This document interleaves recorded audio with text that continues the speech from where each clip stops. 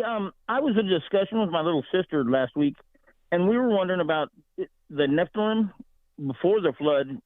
You know, they had the giants and stuff, but then as the children were coming back out of Egypt, they went over to spy on the land, and they said there's giants there. You know, like they make us look like grasshoppers.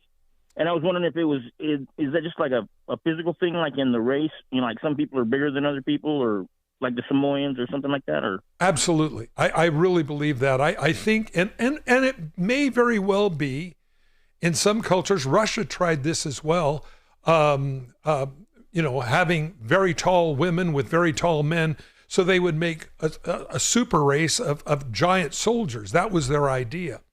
And it may very well have been part of this as well. I do not believe in any way the Nephilim somehow magically made it through the flood, and thus this is where Goliath came from, and those that were in the land of Philistia and all these other places. I think these were just part of that. Now, what is interesting to me, if you ever have a chance, if you ever go to a car show and you look at the early Japanese cars that were imported to America, like the Datsun pickup, like a 63 Datsun pickup.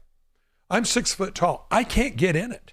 I mean, my knees are right up against the steering wheel because most Oriental people are a little shorter than people from Europe. And so depending on what cars you get in, you used to get into an Italian sports car, as an example. And there was a lot of room for the torso, but the pedals were closer to your body. You get into an English sports car made in the 60s. English people traditionally have very long legs and long arms. So the steering wheel was a long way away from your torso. Not so much a long torso, but that they had longer arms. And so a lot of these places built cars to fit their particular group of people. Like I say, I can't get into a Datsun pickup that was made in the early 60s. I'm just too big. And I'm not a big guy. So lanky, yes.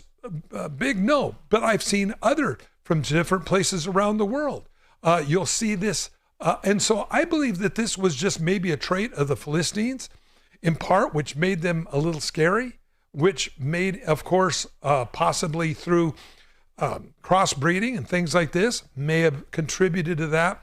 But I do not believe that they were in any way related to the Nephilim that we find before the flood. Your thoughts? Well, yeah, it comes from that passage, Jeff, in Genesis chapter 6, verse 1 that you're referring to, where it says, "It came to pass when men began to multiply on the face of the earth, that daughters were born to them, that the sons of God saw the daughters of men, and they were beautiful, and they took them as wives and had relationships with them." The debate, and it's been a long-standing debate, and many people have gone back and forth, and they have their reason. You can read the arguments as to who were the sons of God. And there are those that say the sons of God were representative of the godly line of Seth intermarrying with the ungodly line of Cain or the Canaanites. That's perhaps the one take on it. The other is that they say that actual, as Mike was alluding to, that demonic spirits took possession of physical bodies, had relationships with women, and thus came out these giants.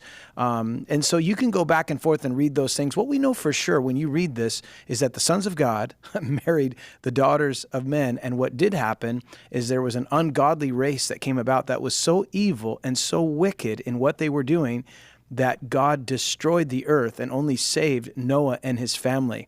So what we know for sure is that it was evil. It's not a salvation issue. And I bring that up only to say that, Mike, there was once somebody that came to our church and they were visiting and they said, "I have a question for you, Pastor." I said, "Well, what's the question?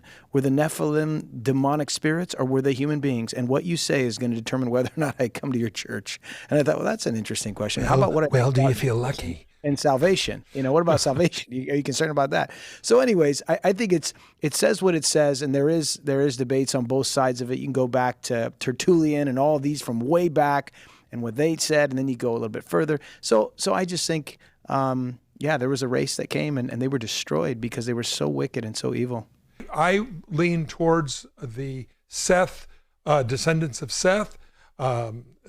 More times in the Bible where it says as it says in John, "To them gave he power to become the sons of God, to as many of those that would believe in his name."